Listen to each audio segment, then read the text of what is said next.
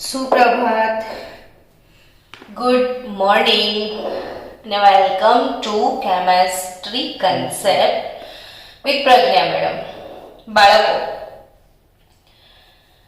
ગઈકાલે આપણે જે સવર્ગ સંયોજનો ચેપ્ટર શરૂ કર્યું હતું એમાં મેં તમને પ્રાથમિક માહિતી આપી હતી. ચેપ્ટરની શરૂઆત કરતા પહેલા કે ગઈકાલના લેક્ચરમાં મેં તમને એમોનિયા વિશે શીખવાડ્યું હતું ને. એમોનિયામાં નાઇટ્રોજન પર શું છે?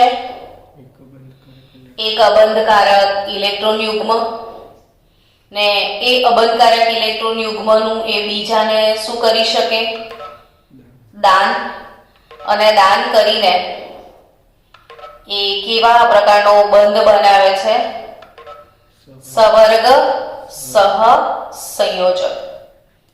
કેવા પ્રકારનો બંધ બનાવે છે? સવર્ગ સહસંયોજક બંધ એ બનાવશે. બરાબર? તો જે આવા ઇલેક્ટ્રોન યુગ્મનું દાન કરી શકે, ફરીથી સાંભળજો, શું શબ્દ વાપર્યો મેં? જે ઇલેક્ટ્રોન યુગ્મનું દાન કરી શકે એને જનરલી આપણે શું કહીએ છીએ? લિગેન્ડ કહીએ છીએ. શું કહીએ છીએ એને? લિગેન્ડ. તો બાળકો, આજનો સરસ મજાનો ટોપિક છે કે લિગેન્ડ એટલે શું,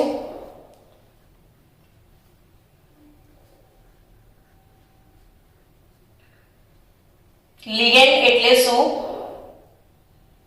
અને લિગેન્ડનું વર્ગીકરણ.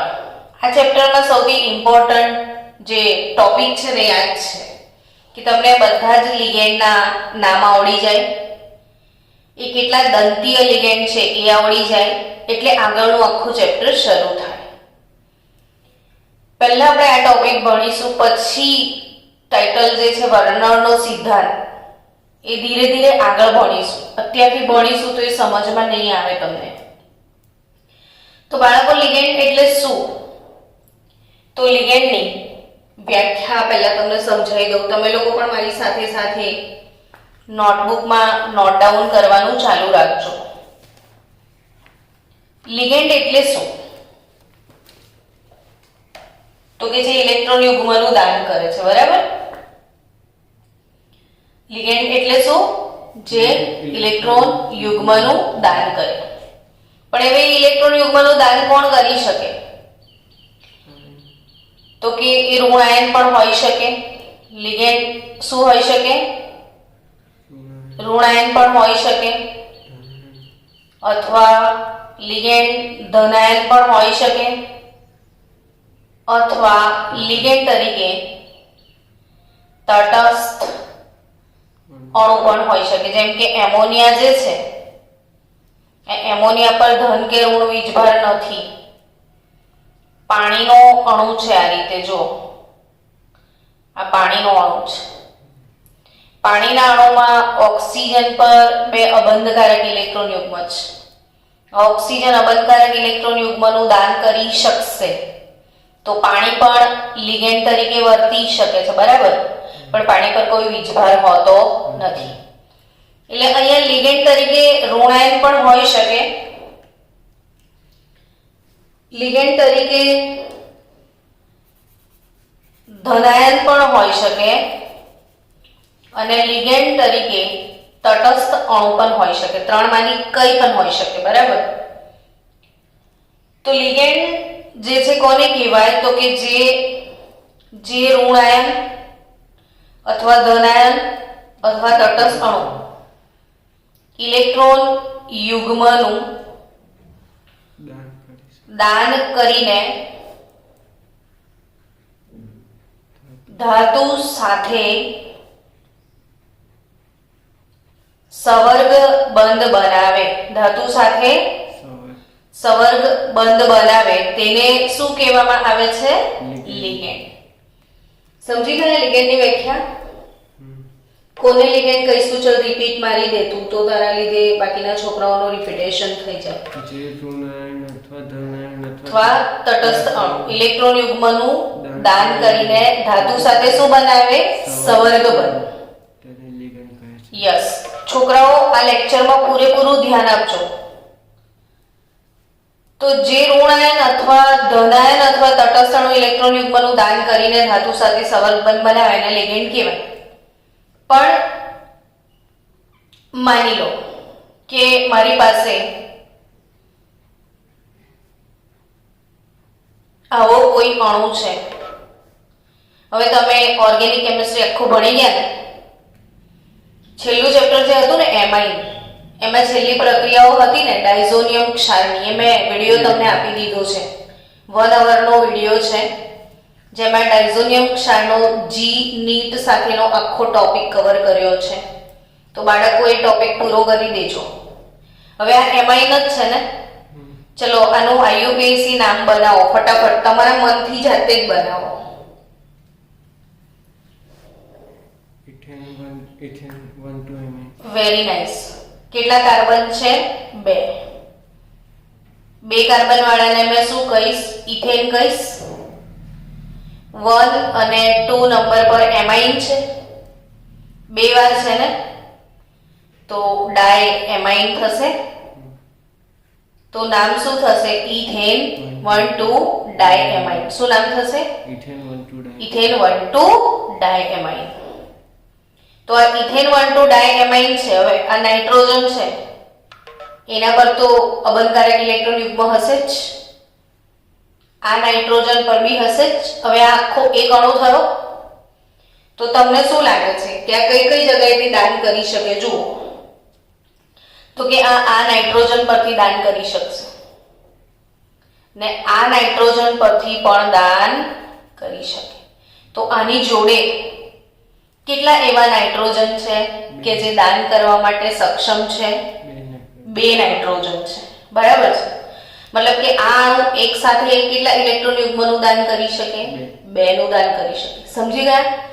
એટલે બાળકો લિગેન્ડનું વર્ગીકરણ કઈ રીતે થાય છે સમજીએ. તો કે લિગેન્ડ, કોઈ પણ જે લિગેન્ડ હોય એ લિગેન્ડનું વર્ગીકરણ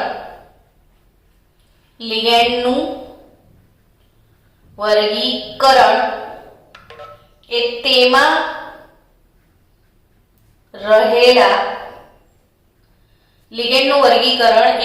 રહેલા ઇલેક્ટ્રોન યુગ્મ દાતા પરમાણુ,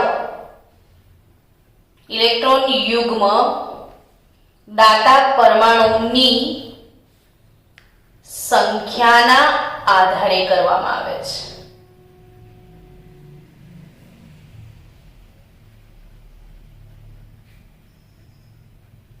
ચલ વત્સલ વ્યાખ્યા વાંચ બેટા. લિગેન્ડનું વર્ગીકરણ કેવી રીતે કરવામાં આવે છે? તેમાં રહેલા ઇલેક્ટ્રોન યુગ્મ દાતા પરમાણુ. યસ, લિગેન્ડનું જે વર્ગીકરણ છે એ તેમાં રહેલા ઇલેક્ટ્રોન યુગ્મ દાતા પરમાણુની સંખ્યાના આધારે. જેમ કે આમાં કેટલા દાતા પરમાણુ છે? 2. કોઈકમાં 1 હશે, કોઈકમાં 3 હશે, કોઈકમાં 4 હશે, કોઈકમાં 6 હશે, બહુ બધા બી હોઈ શકે ને. તો એના આધારે કરવામાં આવે છે. તો હવે આપણે શરૂ કરીએ વર્ગીકરણમાં. સૌથી પહેલી વ્યાખ્યા, સૌથી પહેલું વર્ગીકરણ જે છે એ એકદંતીય લિગેન્ડ. શું આપણે ભણી ગયા છીએ? એક દંતીય લિગેન્ડ. શું લખેલું છે બોલો? એક દંતીય લિગેન્ડ. બાળકો સૌથી ઇમ્પોર્ટન્ટ આ જ વસ્તુ છે આ ચેપ્ટરમાં. જેને આ પ્રશ્ન આવડી ગયો, સમજો આખો ચેપ્ટર આવડી ગયો. સૌથી વર્ગીકરણમાં સૌથી પહેલો ટોપિક કયો છે આજે? એકદંતીય લિગેન્ડ. વત્સલ મારી સામે બેસ્યો છે, મને લાગે છે કે એને સમજણ પૂરેપૂરી પડી રહી છે. પછી હું આગળ વધીશ. શું લાગે છે વત્સલ, એકદંતીય લિગેન્ડ કોને કહેતા હશે? એક ઇલેક્ટ્રોન વેરી ગુડ, એણે જાતે જ આન્સર આપ્યો છે કે જે એક ઇલેક્ટ્રોન યુગ્મનું દાન કરે તે શું? એકદંતીય. તો ચલો વ્યાખ્યા લખી લઈએ કે જો ઋણ આયન, તું ભાઈ લેટ આવે છે ને પછી અવાજો થાય છે અને એ મને વિડીયોમાં નડે, એટલે તારે ટાઈમે આવવું હોય તો આવજે, બાકી રહેવા દેજે. આપણે 8 વાગ્યાનો ટાઈમ હોય ને લેક્ચરનો, તો ઓબ્વિયસલી 7:45 આવી જવું પડે, અને જો નથી આવતું તો છોડ દો ભણવાનું, ચાલુ રાખવાની જરૂરત બી નથી. જો ઋણ આયન અથવા તટસ્થ અણુ, શું લખ્યું છે મેં? ઋણ આયન અથવા તટસ્થ અણુ, બેમાંથી કંઈ પણ હોય તો ઋણ આયન અથવા તટસ્થ અણુ લિગેન્ડ માનો એક જ પરમાણુ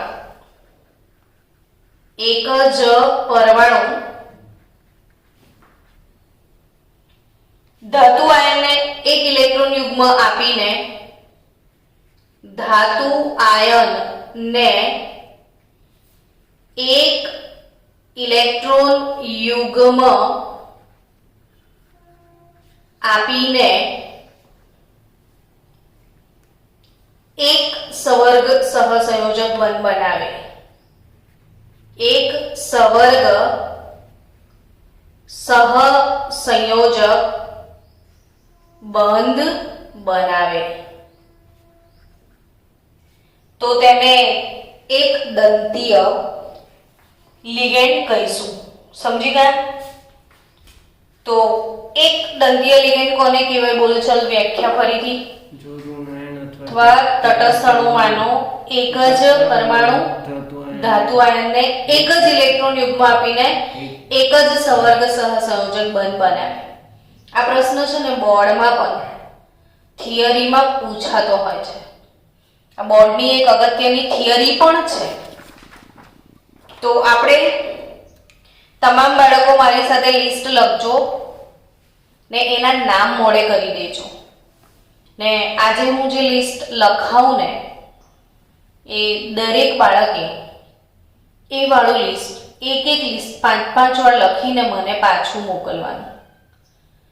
આજે સાંજ સુધીમાં જો 5 વાળા લિસ્ટ નહીં આવે તો હું કાલે સવારનો લાઈવ લેક્ચર નહીં લઉં. સમજી ગયા? હવે મને થોડું સ્ટ્રિક્ટ થવું પડશે. મેં કાલે જે કન્ડિશન જોઈ ક્લાસમાં કે કોઈ વિડીયો જોવા પણ તૈયાર નથી, ભણવા પણ તૈયાર નથી, તો પછી આપણી જોડે બી એવો ફાલતુનો ટાઈમ નથી કે આપણે સવારમાં બધું લઈને બેસી જઈએ. સ્ટુડન્ટને ટાઈમ નથી તો ટીચર શું કરવા પોતાનો અમૂલ્ય ટાઈમ બગાડે? બીજા બી ઘણા બધા કામ હોય છે.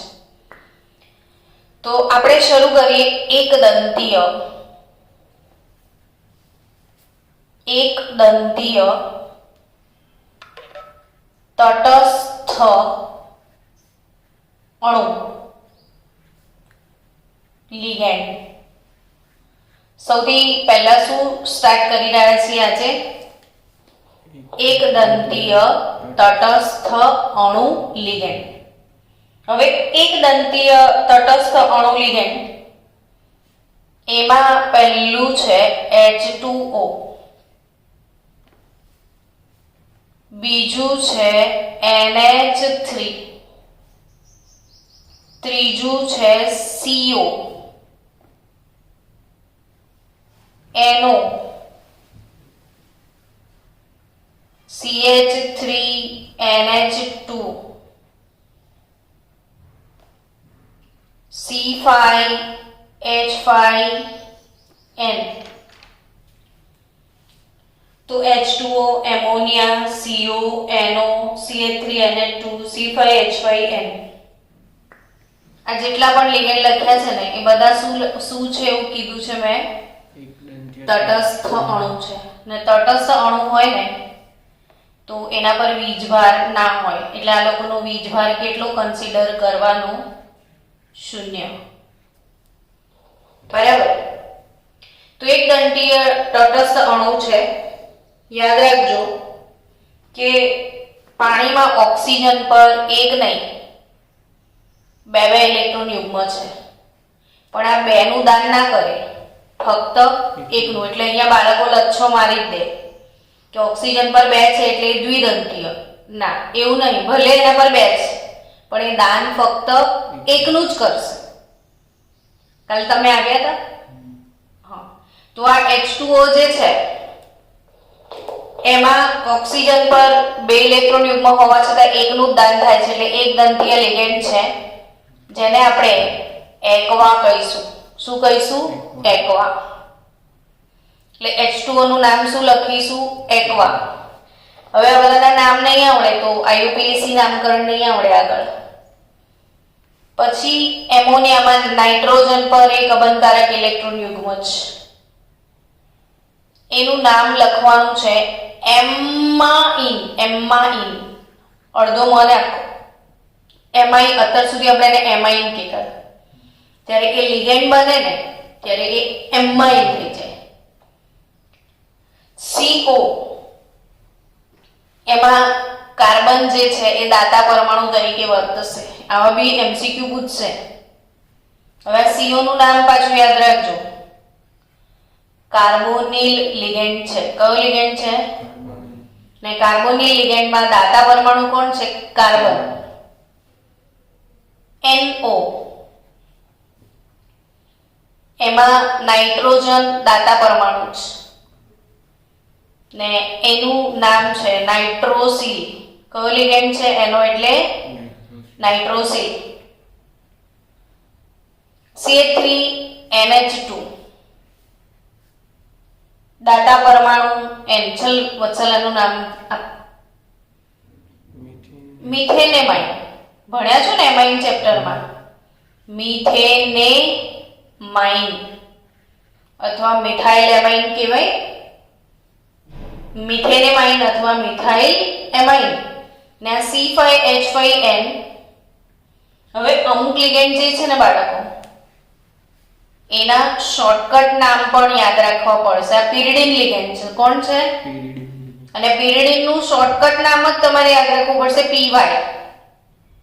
એટલે તમને કોમ્પ્લેક્સમાં સીધું PY લખેલું જ આવશે. શું લખેલું આવશે? PY. ત્યારે તમારે ખુદ યાદ કરવું પડે કે PY કોના માટે છે. તો PY ને અત્યારથી પી લેજો. PY આ સમજ્યા? pyridine. પણ pyridine એટલે આમ કેવો હોય તો કે જો આ બેન્ઝીનની રિંગ એટલે C6H6 હોય છે ને, પણ એક કાર્બનની જગ્યા પર અહીંયા નાઇટ્રોજન હશે. આખું બેન્ઝીન જ છે પણ કાર્બનની જગ્યા પર શું? નાઇટ્રોજન. એટલે C5H5N. આ છે pyridine. તો આ લિસ્ટ થઈ ગયું મોડે. ચલો મનમાં તૈયાર કરી નાખો આખું લિસ્ટ. એક દંતીય અને સેજ હોલ્ડ પોઝ કરતો. ચલો બાળકો, હવે આ એક દંતીય તટસ્થ અણુ લિગેન્ડ આવતીકાલે પરફેક્ટ લખીને મોડે કરી નાખજો 5 વખત. હો. નેક્સ્ટ, એક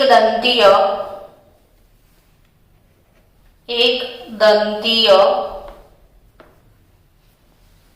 ઋણ આયન લિગેન્ડ. એક દંતીય ઋણ આયન લિગેન્ડ. તો એક દંતીય ઋણાયન લિગેન્ડમાં OH-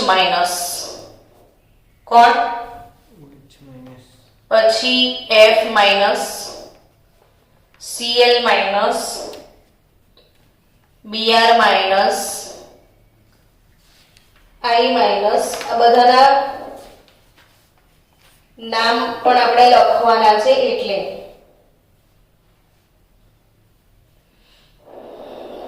તમે લખતા જાઓ. પછી Cn-,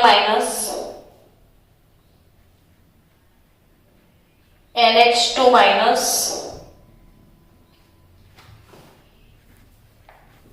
NO3-, NO2-, CH3COO-. પછી આગળ લખીએ છીએ ધીરે ધીરે નામ. આટલાના નામ પહેલા લખી દઈએ. તો OH-, શું? OH માઇનસ, આ OH માઇનસ નું નામ છે હાઇડ્રોક્સો. હાઇડ્રોક્સો જ્યારે આ લિગેન્ડ તરીકે વર્તે ત્યારે નામ બદલાઈ જાય. OH માઇનસ એટલે હાઇડ્રોક્સાઇડ આપણને ખબર છે, બટ જ્યારે લિગેન્ડ બને ત્યારે શું લખશું આપણે? હાઇડ્રોક્સો. F માઇનસ માટે લખીશું ફ્લોરાઇડો. જનરલી આપણે એને ફ્લોરાઇડ કહેતા હોય ને, આને શું કહીશું? ફ્લોરાઇડો. તો હવે આગળ બધાના નામ તમને આવડી ગયા. ક્લોરાઇડો, બ્રોમાઇડો, આયોડાઇડો, આયોડાઇડો, સાયનાઇડો, સાયનાઇડો, એમિડો. NH2 માઇનસ ને શું કહેવાનું છે? એમિડો. NO3 માઇનસ હોય તો નાઇટ્રેટો. NO2 માઇનસ છે તો નાઇટ્રાઇટો.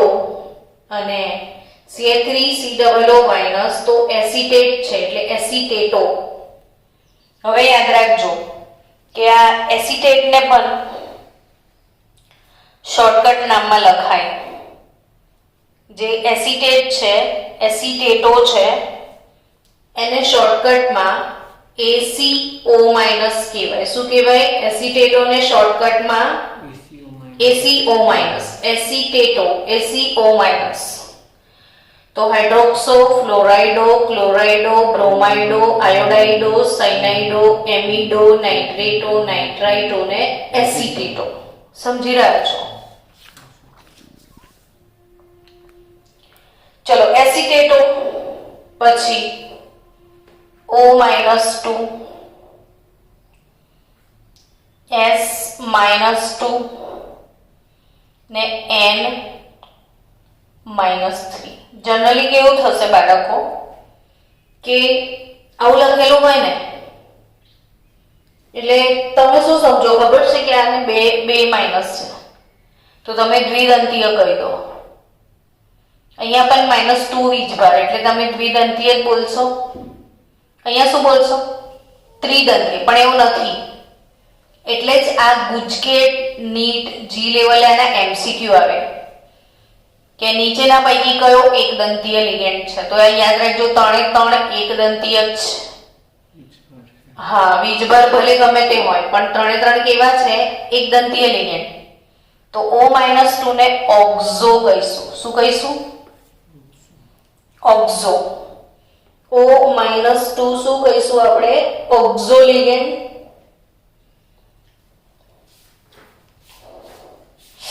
O-2 એટલે કયો લિગેન્ડ બાળકો? ઓક્ઝો.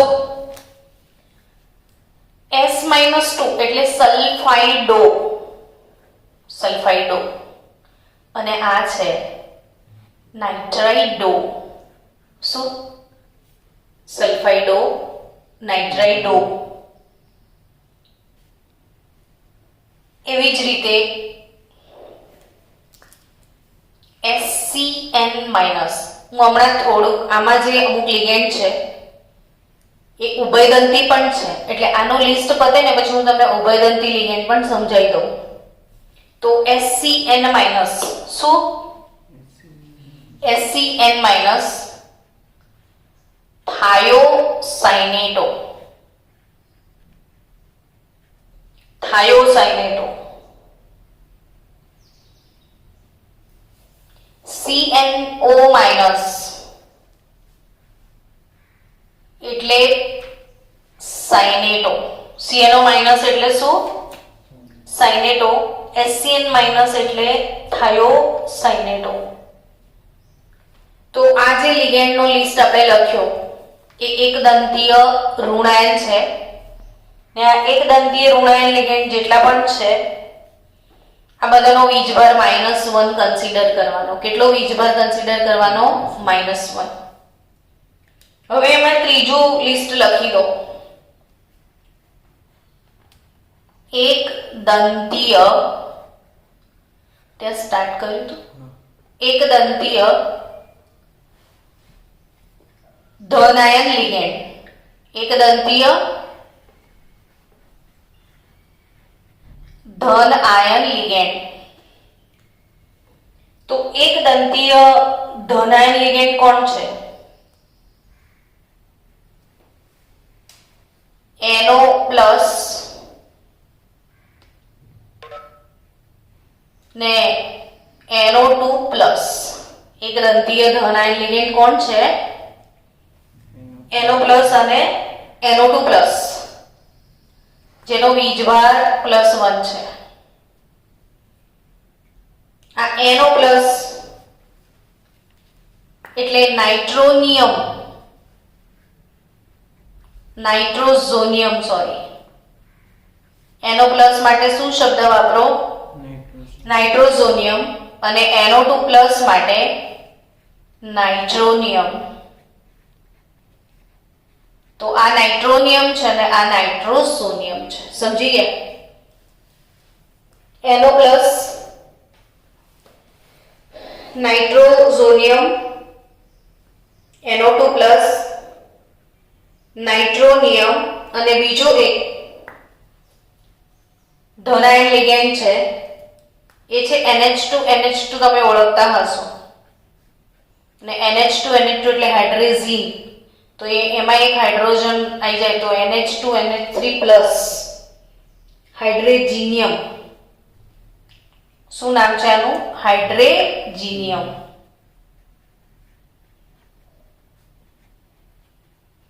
હાઇડ્રેઝિનિયમ. તો આ ત્રણ એક દંતીય ધન આયન લિગેન્ડ છે. કેવા લિગેન્ડ છે? એક દંતીય ધન આયન લિગેન્ડ. હવે મારે જે તમને થોડુંક શીખવાડવાનું છે એ શીખવાનું છે કે ઉભયદંતી લિગેન્ડ કોને કહેવાય. શું શીખવાનું છે આપણે? એક વધારાનો ટોપિક, ઉભયદંતી લિગેન્ડ. ચલો બાળકો ધ્યાન આપજો. હવે થોડુંક આપણે નીટ જી લેવલે જઈ રહ્યા છીએ. આટલું બોન્ડ લેવલ સુધી બરાબર છે. તમે આખો વિડિયો રિવાઇઝ કરશો ને, એટલે હું ચાલુ વિડિયોમાં આનું રિવિઝન નથી કરી રહી. તમે વિડિયો રિવાઇઝ કરશો તો તમારી પાસે ફેસિલિટી છે આને રિવિઝન કરવાની. તો એક દંતીય તટસ્થ અણુ લિગેન્ડ, હું આની પીડીએફ પણ તમને ગ્રુપમાં આપી દઈશ, એટલે આમાંથી લખીને મોડે કરી નાખજો બધા લિગેન્ડ. એક દંતીય તટસ્થ અણુ લિગેન્ડ પછી આપણે શું ભણ્યા? એક દંતીય ઋણાયન લિગેન્ડ. એના પછી તમે શું ભણ્યા છો? એક દંતીય ધનાયન લિગેન્ડ. હવે તમે ભણવા જઈ રહ્યા છો ઉભયદંતી લિગેન્ડ. શું? બાયોલોજી વાળા સ્ટુડન્ટને ખાસ ખ્યાલ હશે કે દેડકો ઉભયજીવી પ્રાણી છે. તેનો મતલબ શું થાય? કે એ જમીન પર પણ જીવે છે અને પાણીમાં પણ જીવે છે. એમ ઉભયદંતી લિગેન્ડ શું? તો કે કેટલાક લિગેન્ડ એવા છે, એની વ્યાખ્યા લખી લો. કેટલાક લિગેન્ડ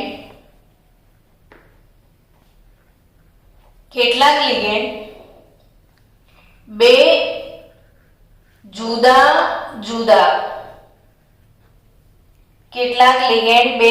જુદા ઇલેક્ટ્રોન યુગ્મ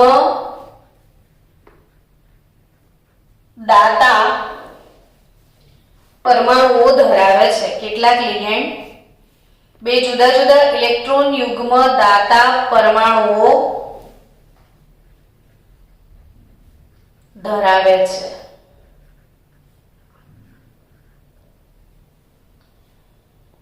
અને તેઓ જેના પાસે એક સાથે બે દાતા પરમાણુઓ હોય એને શું કહેવાય?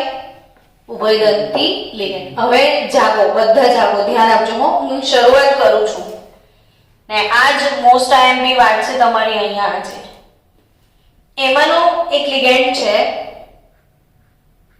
NO2 -1.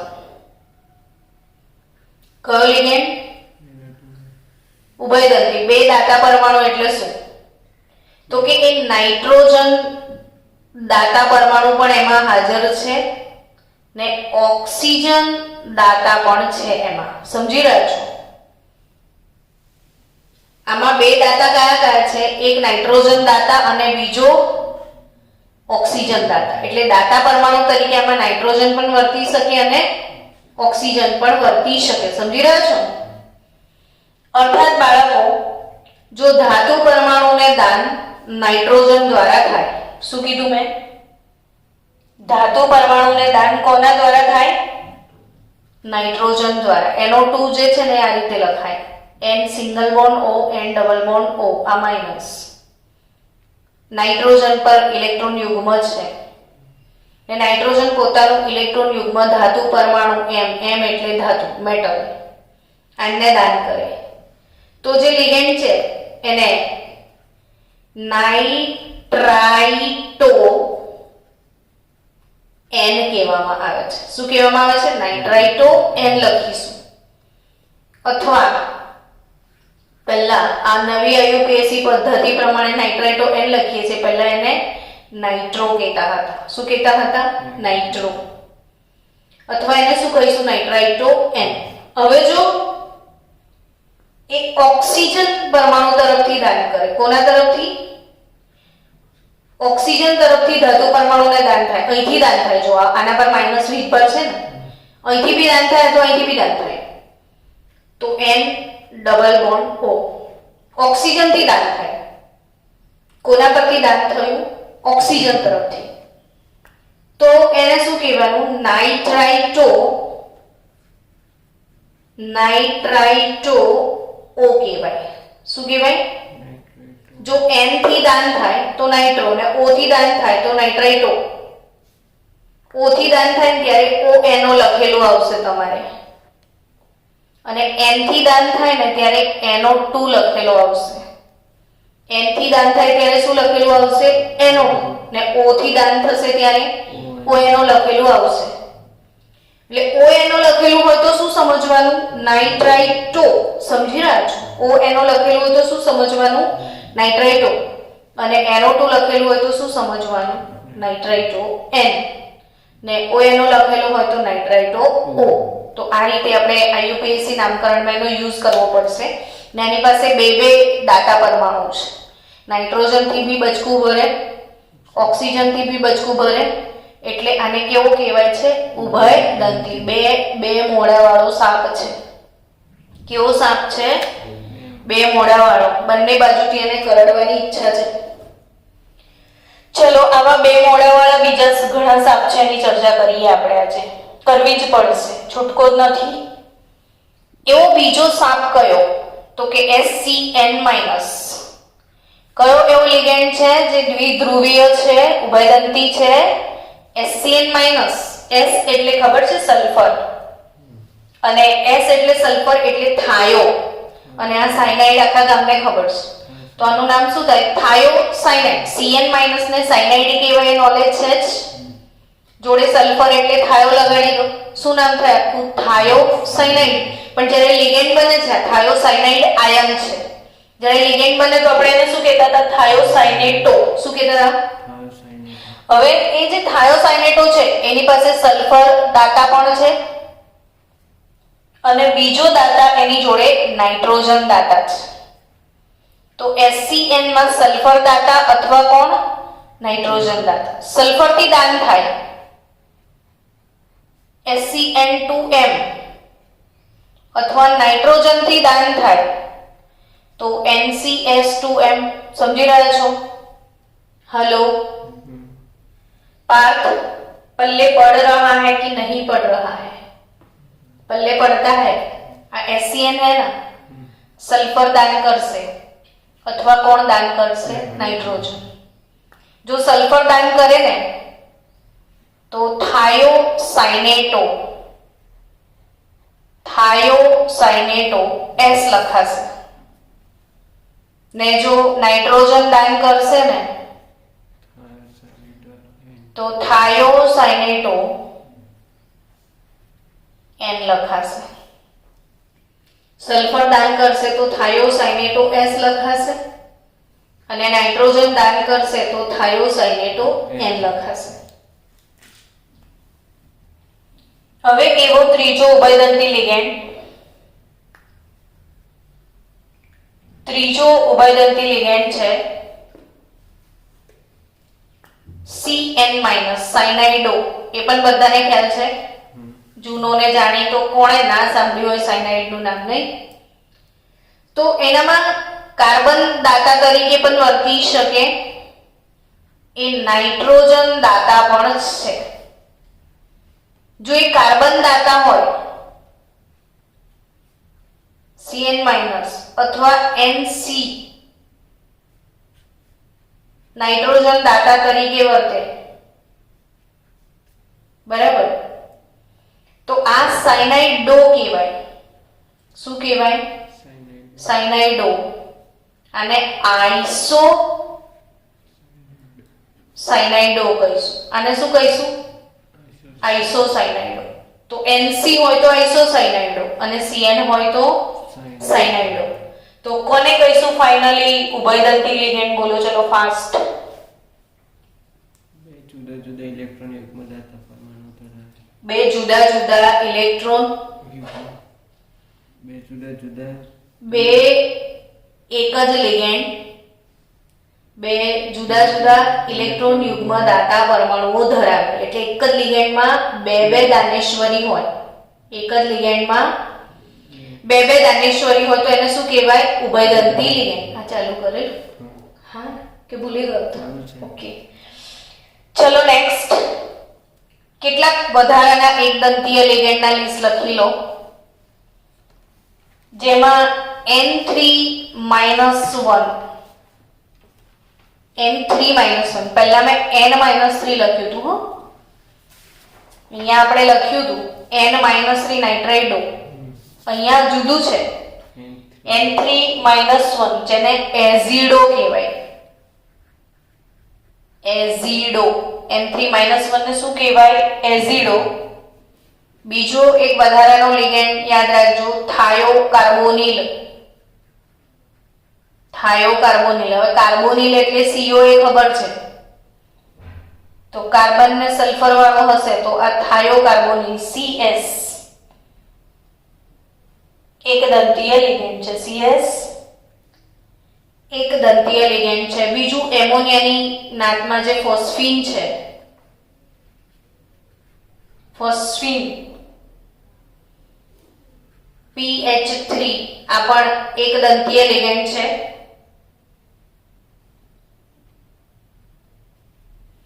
પછી O2-2 પેરોક્સો, પેરોક્સાઇડ સમજ્યા ને? પેરોક્સાઇડ એટલે પેરોક્સો પણ એક દંતીય લિગેન્ડ છે. તો કેટલાક વધારાના એક દંતીય ligand: N3-1 azido, CS thiocarbonyl, PH3 phosphine અને O2-2 પેરોક્સો. પેરોક્સાઇડ આપણે કહીએ ને, O2-2 પેરોક્સાઇડ, તો આ પેરોક્સો લિગેન્ડ છે, પણ એક દંતીય છે.